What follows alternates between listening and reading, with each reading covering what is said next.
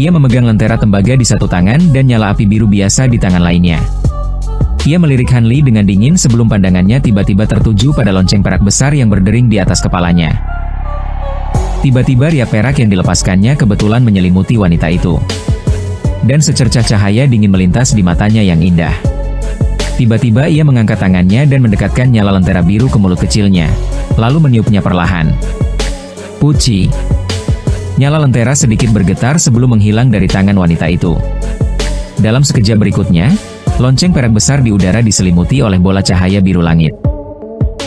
Ketika wanita itu melihat ini, dia mulai melantunkan mantra sesuatu, dan permukaan lonceng perak itu mulai terbakar dengan api biru iblis yang tak dikenal. Lonceng perak itu meraung dan memancarkan cahaya perak yang menyilaukan dalam upaya untuk menghalangi serangan sejenak. Namun, dalam sekejap mata, lonceng itu meleleh menjadi cairan perak oleh api biru. Penghalang cahaya biru itu kemudian hancur dengan sendirinya dan menghilang tanpa jejak. Wajah Han Li memucat saat melihat kehancuran harta karun kuno itu. Pada saat itu, wanita berjubah hijau mengulurkan tangannya dan dengan terampil mengambil nyala api lentera biru dari lentera tembaga. Kemudian, dia menatap Han Li dengan tatapan jahat. Han Li mengumpat dalam hati. Tanpa berpikir panjang, dia membentangkan sayap badai petirnya dan menghilang dalam sekejap mata. Ketika wanita itu melihat ini, dia tidak memperhatikannya dan terus mencubit api lentera biru di depan mulutnya. Dia membuka bibir merahnya dan hendak memuntahkan ki spiritual. Tepat pada saat itu, cahaya ungu berkilat keluar di bawah kakinya, dan jaring ungu raksasa berukuran lebih dari 100 kaki tiba-tiba muncul dari tanah. Saat wanita itu masih linglung, wanita lain terkekeh dan jaring ungu itu dengan cepat menyelimutinya. Karena sesama Taoi suka bermain api, mengapa Anda tidak mencicipi api sejati matahari giok milik bunga awan ungu saya? Seorang wanita muda yang cantik muncul dari tanah di dekatnya sambil tersenyum. Tanpa ragu-ragu, dia mengangkat tangannya dan memukul jaring ungu itu dengan segel mantra.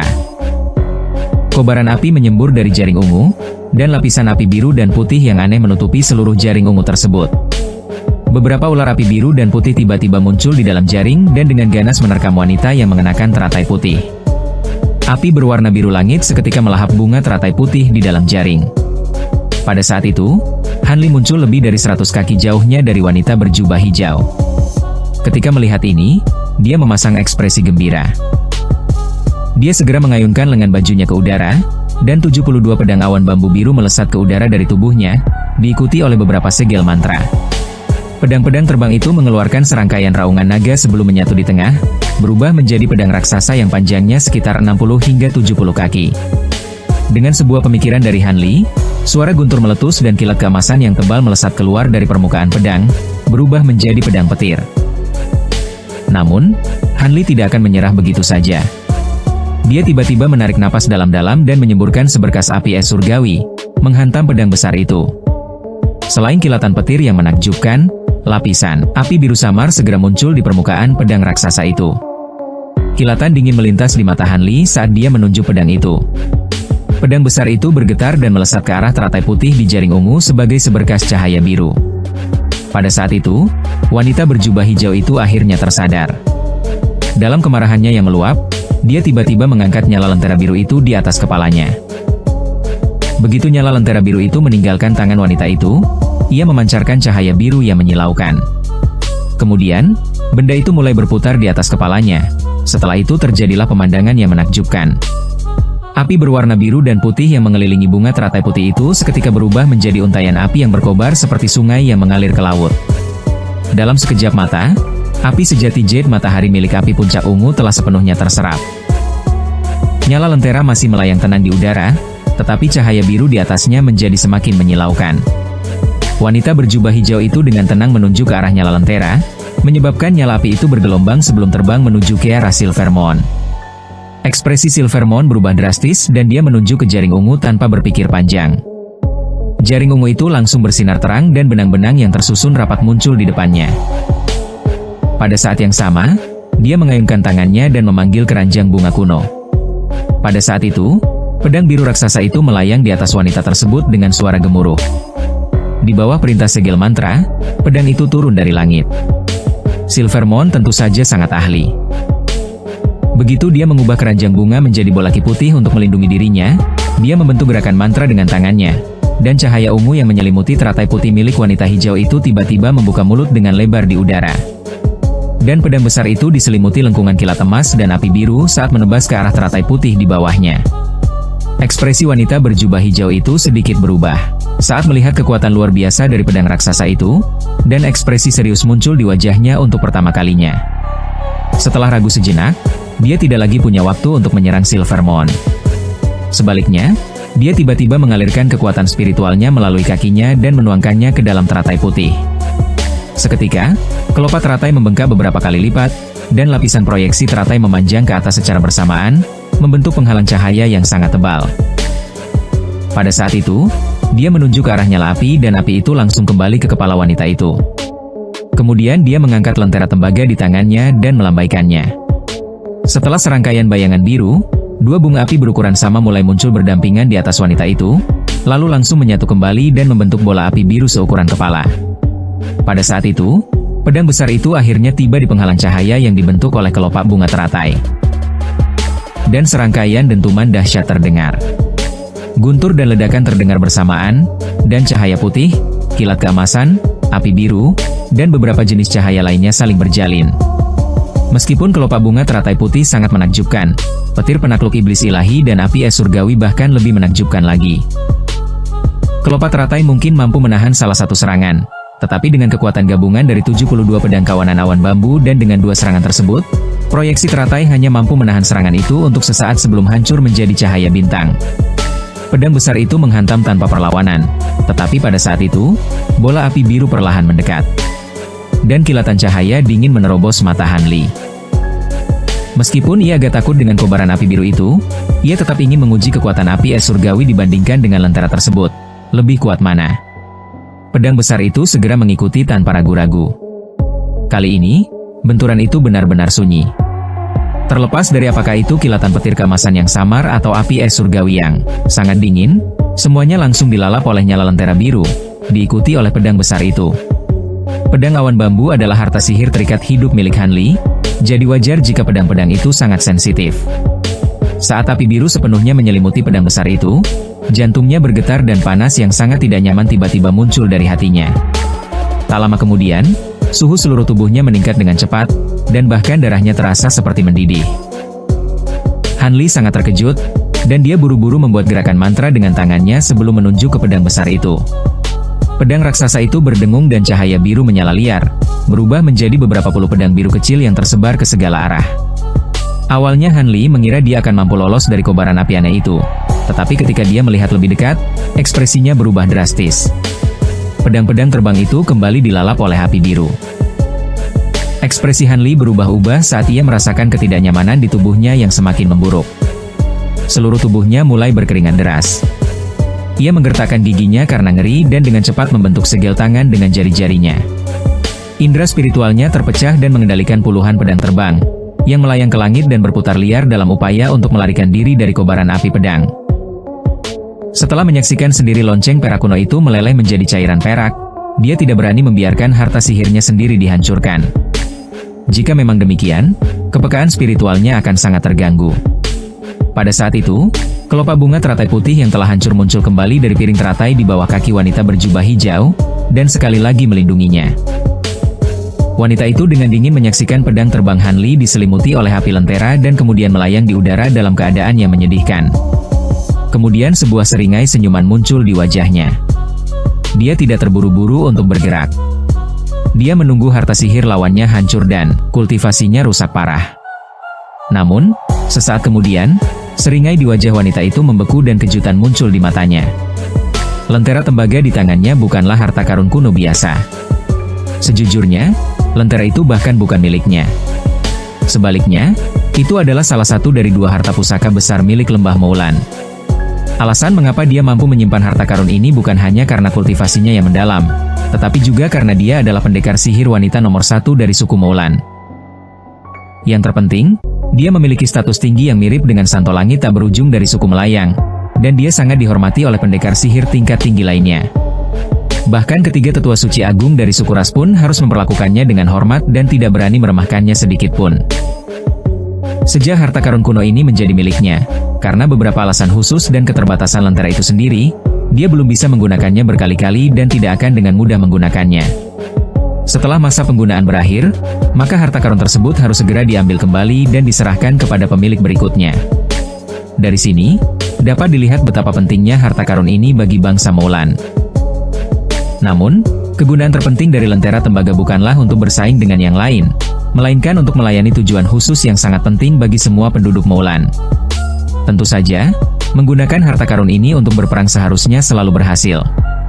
Pemilik harta karun sebelumnya telah menggunakannya untuk membunuh musuh-musuh kuat dan memurnikan harta karun yang tak terhitung jumlahnya.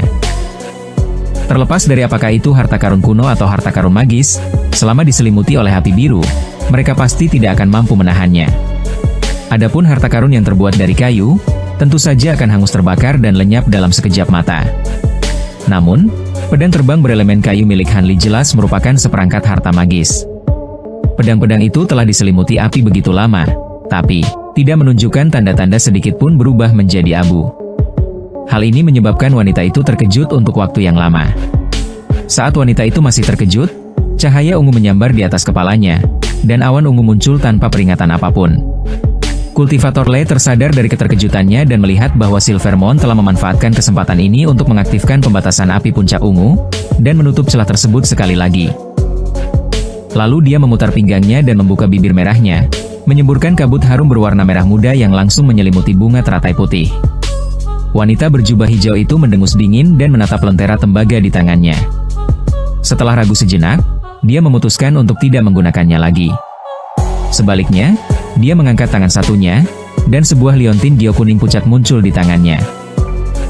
Tepat ketika dia hendak mengaktifkan harta karun itu dan memberi pelajaran pada Silvermoon, kabut harum berwarna merah muda tiba-tiba bergetar dan aroma aneh menyebar di udara, berubah menjadi banyak pria tampan dan wanita cantik.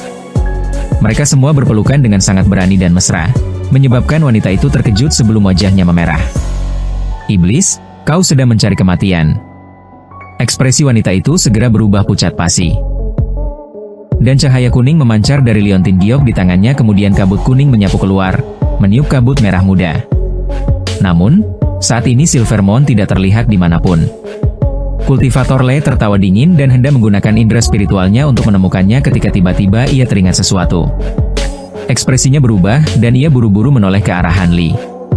Saat Silvermoon menyela, Han Li telah memadatkan pedang terbangnya menjadi pedang besar dan memanggilnya kembali ke sisinya. Dia menatap musuhnya dengan ekspresi serius. Melihat bahwa pedang terbang itu belum disempurnakan, Kultivator Le terkejut, tetapi tentu saja dia tidak akan menunggu lebih lama lagi. Dia segera mengangkat lentera tembaga di tangannya, dan hendak menggunakannya untuk memurnikan Han Li, meskipun itu berarti menyia-nyiakan kesempatan berikutnya. Han Li tiba-tiba menyatukan kedua tangannya di depan dadanya. Salah satu tangannya diselimuti lapisan cahaya putih dingin, dan api biru muncul di tangan lainnya. Kemudian dia membuka mulutnya, dan bola ki biru menyelimuti kedua tangannya. Api ungu seukuran telur muncul di antara kedua tangannya, dan Han Li menunjuk ke arahnya dengan sebuah jari. Di tengah ledakan kecil, api ungu itu berubah menjadi burung api ungu yang tanpa hidup. Ia membentangkan sayapnya dan menyerbu ke arah pedang biru besar yang melayang di udara. Duar! Terjadi pemandangan aneh di udara. Api ungu dan biru menyala di permukaan pedang besar itu secara bersamaan. Kedua api itu bergoyang dan saling berjalin saat mereka dengan putus asa melahap satu sama lain. Untuk sementara waktu, sulit untuk menentukan api mana yang lebih dominan. Alis Han Li berkerut rapat, dan ekspresinya tampak ragu-ragu. Adapun wanita bermarga Le, dia benar-benar tercengang melihat ini. Jika dia tidak melihatnya dengan mata kepala sendiri, dia akan sulit percaya bahwa api ungu itu tidak takut dengan nyala api lentera kuno miliknya. Namun, dia segera tersadar. Keinginannya untuk membunuh Han Li menjadi semakin kuat. Dia hanyalah kultivator Naschen Soul tahap awal, namun dia memiliki begitu banyak kemampuan luar biasa. Jika dia maju ke tahap Naschen Soul pertengahan atau bahkan tahap Naschen Soul akhir, bukankah dia akan mampu menaklukkan seluruh dataran Moulan? Dengan mengingat hal itu, ekspresi wanita itu berubah muram dan dia melemparkan lentera tembaga ke udara. Benda berharga itu mulai stabil sekitar 10 kaki di atas kepalanya. Kemudian dia duduk bersila dengan ekspresi serius dan membuat gerakan mantra dengan tangannya. Dia menutup matanya dan mulai melafalkan mantra. Bunga teratai putih di bawahnya seketika mulai bersinar dengan cahaya putih yang menyilaukan, dan lentera tembaga di atas kepalanya mulai bersinar dengan cahaya biru langit. Kali ini, kultivator Le benar-benar bertekad untuk menghapus Han Li dari jajaran kultivator wilayah surgawi selatan meskipun ia harus menggunakan lentera tembaga. Han Li juga memperhatikan tindakan wanita berjubah hijau itu, dan hatinya langsung merasa cemas. Ia mengeluh dalam hati dan akhirnya memutuskan untuk mundur. Meskipun dia masih memiliki api puncak ungu dan pedang iblis darah, dia tidak berniat untuk bertarung dengannya sampai mati. Wanita berjubah hijau di hadapannya jelas bukan kultivator Naschen Soul tingkat menengah biasa. Dia tidak rela binasa bersama dengannya. Tepat ketika pikiran ini muncul di benak Han Li, sesosok humanoid tiba-tiba muncul di lautan kabut. Baik Han Li maupun wanita itu sama-sama terkejut saat melihat orang ini. Namun, tepat ketika mereka berdua teralihkan perhatiannya, awan ungu di atas kepala mereka tiba-tiba terbelah ke kiri dan kanan, dan seberkas cahaya putih melesat menuju lentera tembaga dengan kecepatan kilat. Dalam sekejap cahaya putih, lentera itu tersapu ke dalam cahaya tersebut. Kemudian, ia berputar-putar di udara sebelum terbang kembali ke arah awan ungu. Ketika Han Li melihat ini, dia sangat gembira. Adapun wanita berjubah hijau itu, wajahnya langsung pucat dan dia menunjukkan ekspresi sangat terkejut dan marah. Dia mengangkat tangannya dan hamparan kabut putih yang luas menyapu ke depan. Pada saat yang sama, teratai putih di bawahnya berputar liar, dan dalam sekejap, bayangan teratai itu melesat ke depan seperti gunung. Namun, awan ungu di atas kepalanya berkelebat dan menghindari cahaya putih, memperlihatkan jaring ungu besar. Cahaya ungu dan cahaya putih tiba-tiba bertabrakan dengan bayangan bunga teratai, diikuti oleh tawa manis Silvermoon. Di balik jaring ungu, cahaya mulai meredup dan menampakkan sosok Silvermoon yang tinggi. Dengan senyum di wajahnya, dia memegang keranjang bunga kuno di tangannya. Cahaya putih memancar dari dalam, dan lentera perunggu kuno itu terperangkap. Dalam cahaya putih, tidak dapat bergerak sedikit pun. Selama dia kembali dan menghilangkan jejak kesadaran spiritual yang ditinggalkan wanita berjubah hijau itu pada lentera, siapapun akan dapat mengendalikan harta karun kuno ini. Han Li tentu saja juga sangat gembira, tetapi sebelum dia bisa menunjukkan kegembiraannya, orang yang baru saja masuk dengan kasar itu dengan jelas melihat pertarungan antara Han Li dan wanita berjubah hijau itu. Dia segera menoleh ke Han Li dan berteriak panik. "Saudara Taois Han, cepat lari. Para bijak ilahi Moulan telah tiba. Saudara Taois Lu telah terbunuh. Jika kau tidak pergi sekarang, akan terlambat." Orang itu adalah Patua Ma. Namun, saat ini, rambutnya acak-acakan dan salah satu lengannya menghilang. Ia memasang ekspresi ketakutan. Para bijak ilahi Moulan? Han Li terkejut mendengar ini. Tepat ketika dia hendak menanyakan detail lebih lanjut, cahaya putih menyembur dari tubuh lelaki tua itu dan dia terbang pergi, tidak berani berhenti.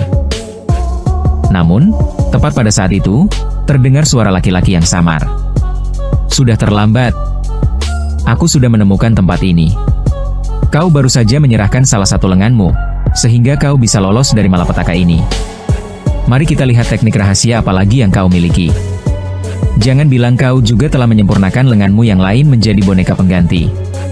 Jika memang begitu, maka aku benar-benar mengagumimu." "Hah? Bukankah ini lentera terang asal Moulan? Rubah kecil, kau cukup berani. Kau benar-benar berani mengambil harta warisan Moulan. Apa kau pikir itu sesuatu yang bisa disentuh oleh monster sepertimu?" Kecepatan pria itu sangat cepat. Awalnya, kata-katanya tampak masih terucap, tetapi dalam sekejap mata, kata-katanya sudah berada dalam jangkauan. Dia bahkan telah mengetahui identitas asli Silvermoon. Tak lama kemudian, seberkas cahaya perak melesat keluar dari lautan kabut. Cahaya itu tampak tidak terlalu cepat, tetapi tiba di depan Silvermoon dalam sekejap mata.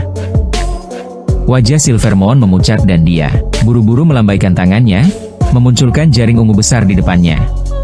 Namun, seberkas cahaya perak itu hanya berhenti sesaat sebelum langsung berubah menjadi tangan perak besar yang dengan paksa mencengkeram api puncak ungu.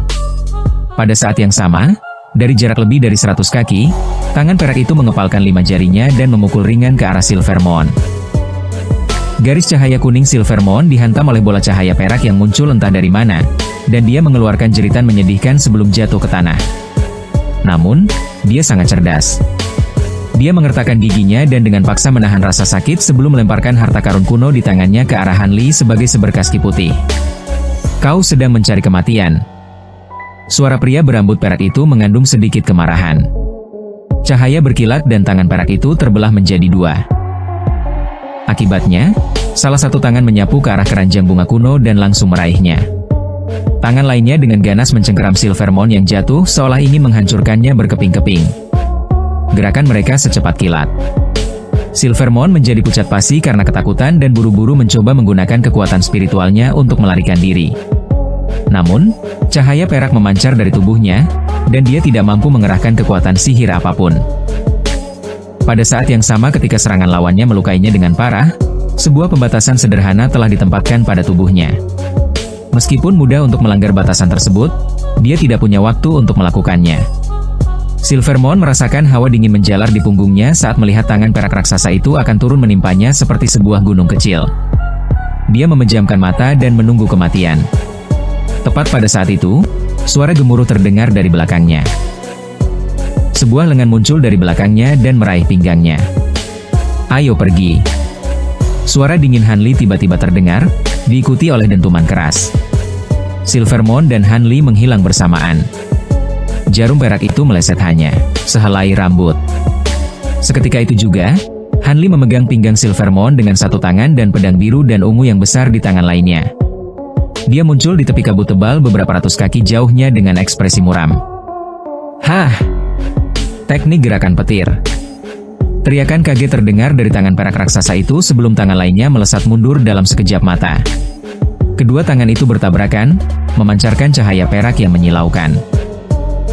Cahaya itu memudar dan seorang pendekar sihir terpelajar muncul di dalam cahaya perak. Ia memegang bunga ungu di satu tangan dan keranjang bunga kuno di tangan lainnya sambil menatap Hanli dengan ekspresi acuh tak acuh. Ketika Patua MA melihat orang ini muncul, wajahnya pucat pasi. Meskipun cahaya spiritual terus memancar dari tubuhnya, dia tidak berani untuk berhenti melarikan diri. Tatapan Hanli berkedip saat dia dengan cermat mengamati kultivator Naschen Soul tingkat akhir yang pertama kali dilihatnya. Dengan basis kultivasi seperti itu, selain kultivator transformasi dewa yang tidak berkeliaran di dunia fana, mereka dapat dianggap sebagai eksistensi teratas di dunia kultivasi.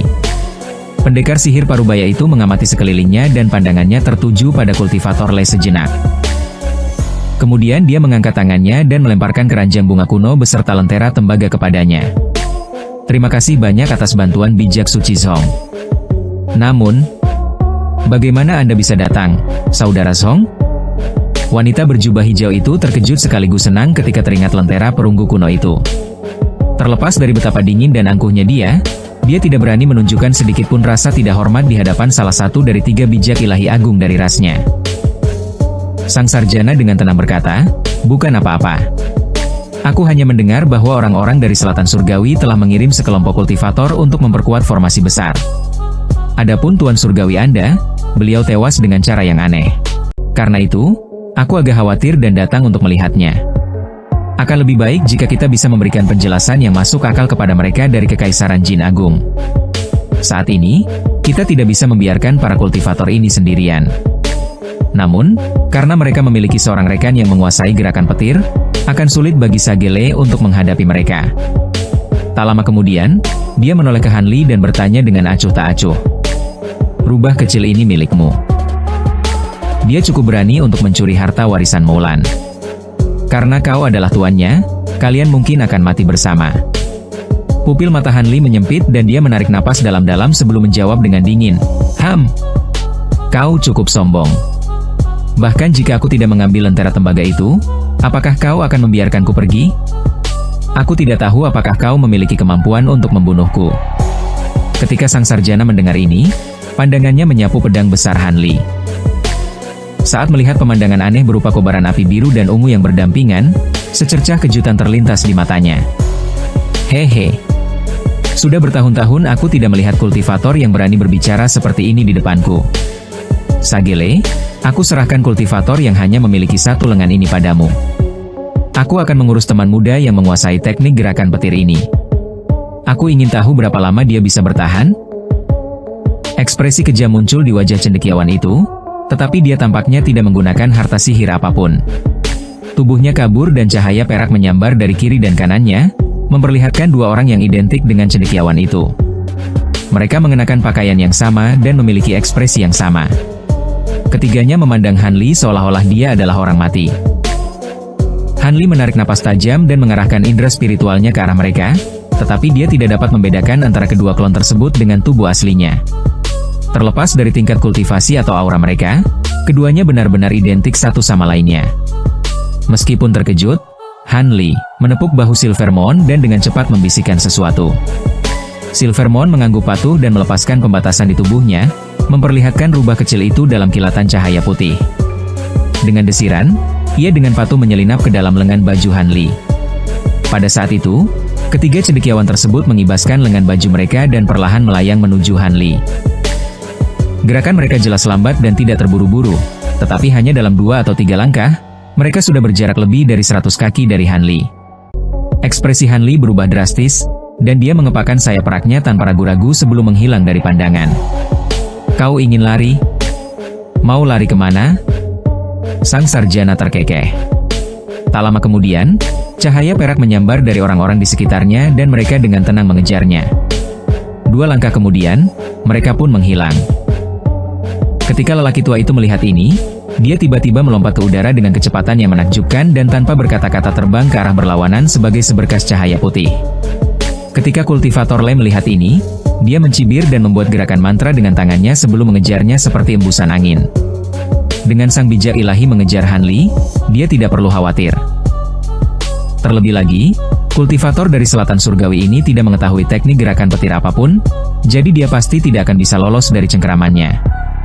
Adapun formasi besar itu, tanpa kultivator Nascent Soul, menghancurkannya akan semudah menjentikkan tangannya. Langit agak gelap. Di daerah terpencil, suara guntur terdengar dan kilat perak menyambar, menampakkan Han Li dengan wajah pucat. Setelah menenangkan diri, dia buru-buru menoleh ke belakang dengan ekspresi marah. Silvermoon, sudah berapa hari kita berlari? Silvermoon menjawab dengan cemas, sekitar 4 hari 4 malam. Orang ini memang kultivator Nascent Soul tingkat lanjut. Begitu guru berhenti beristirahat kurang dari setengah jam, dia akan segera merasakanmu. Apakah benar-benar tidak mungkin untuk melepaskan diri dari kunci indera spiritualnya? Itu akan terlalu berbahaya.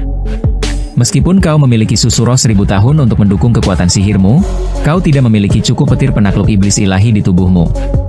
Tanpa kemampuan untuk menggunakan gerakan petir, kau tidak akan bisa lolos dari kejaran teknik penyusutan bumi miliknya.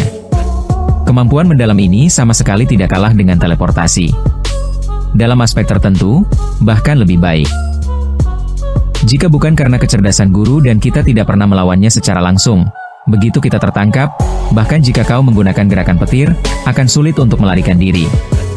Han Li tersenyum getir dan berkata, indera spiritual kultivator Nascent Soul tingkat lanjut mampu mengunci aura seseorang dalam radius beberapa ratus kilometer. Meskipun indera spiritualku jauh melampaui kultivator Nascent Soul tingkat menengah, masih ada celah tertentu antara aku dan kultivator Nascent Soul tingkat lanjut sejati. Lagi pula, aku belum sepenuhnya menguasai teknik pengembangan agung dan belum memperoleh beberapa tingkatan seni kultivasi. Setelah masalah ini selesai, aku akan segera menuju ke Kekaisaran Jin Agung dan mendapatkan sisa mantra. Di masa lalu, indera spiritualku selalu lebih kuat daripada lawanku, tetapi aku tidak terlalu memikirkannya. Sekarang aku lebih rendah dari lawanku, tanganku terikat dan aku tidak dapat menggunakan banyak teknikku. Silvermoon bergumam cemas, lalu apa yang harus kita lakukan? Sekalipun guru menggunakan penghindaran bayangan darah, kau hanya akan mampu menempuh jarak 50 km. Kau masih akan berada dalam jangkauan indera spiritual guru agung dan tidak akan bisa melarikan diri. Meskipun Silvermoon tidak mengatakan apapun tentang tindakan Han Li yang menyelamatkan hidupnya, hatinya tergerak. Dia tidak bisa menahan perasaan sedikit khawatir. Tentu saja aku tidak bisa melakukannya dalam sekali coba, tetapi setelah menggunakan penghindaran bayangan darah 2 atau 3 kali berturut-turut dan kemudian menggunakan petir pembasmi iblis ilahi yang tersisa, aku seharusnya memiliki peluang 70% hingga 80% untuk lolos. Bahkan jika aku memiliki kekuatan sihir lebih banyak daripada kultivator jiwa awal biasa, masih ada risiko tertentu setelah kehilangan begitu banyak esensi darah. Bahkan jika aku tidak terluka, aku akan sangat lemah untuk waktu yang lama. Namun, sepertinya tidak ada cara lain untuk melarikan diri, jadi aku tidak punya pilihan selain menggunakannya.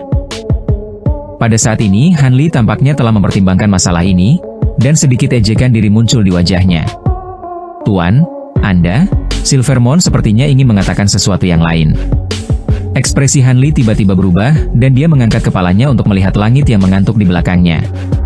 Dengan ekspresi muram, dia bergumam, "Orang itu mengejarku lagi. Dia mengikutiku semakin dekat. Aku tidak bisa menunda lebih lama lagi. Aku harus mengambil risiko." Ketika Silvermount melihat ini, tentu saja dia tidak melanjutkan perkataannya.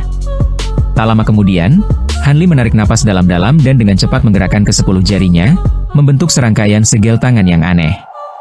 Pada saat yang sama, cahaya biru menyambar di sekitar tubuhnya dan semburan ki spiritual yang menakjubkan tiba-tiba keluar dari tubuhnya. Dia membuka mulutnya dan meludahkan bola sari darah merah tua, yang segera tersebar tertiup angin, berubah menjadi kabut berdarah yang menyatu dengan cahaya biru langit. Cahaya spiritual itu seketika berubah warna menjadi merah langit. Pada saat yang sama, tangan dan wajah Hanli yang telanjang mulai memerah secara tidak normal.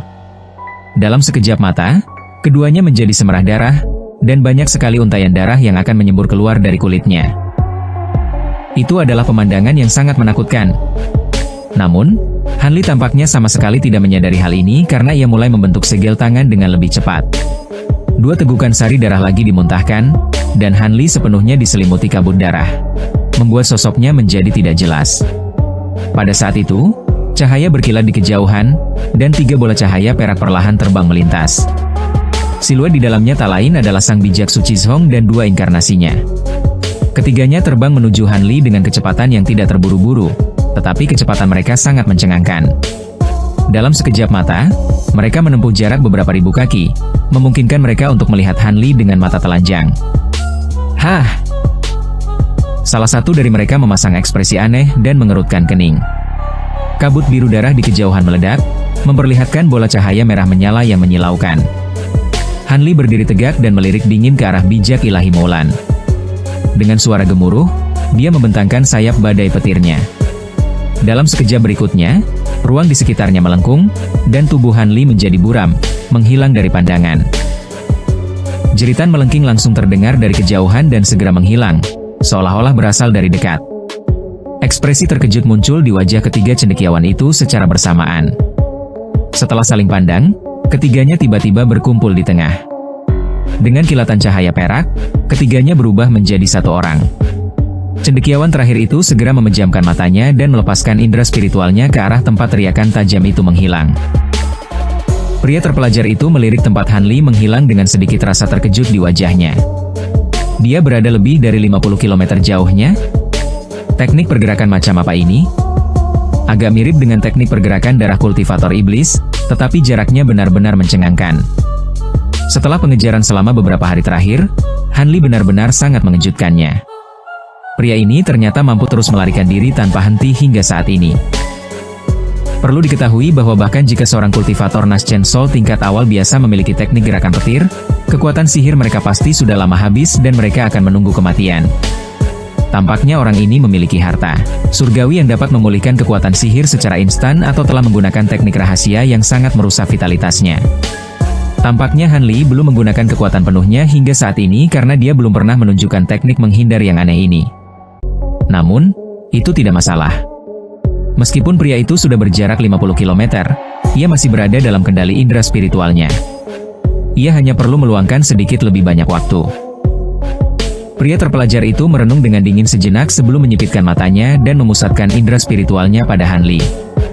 Senyum dingin muncul di wajahnya saat cahaya putih memancar dari tubuhnya, dan dia hendak mengejar lagi. Namun tepat pada saat itu, sang sarjana tiba-tiba merasakan bahwa aura Hanli telah menghilang secara aneh sekali lagi. Hal ini menyebabkan dia terdiam sesaat.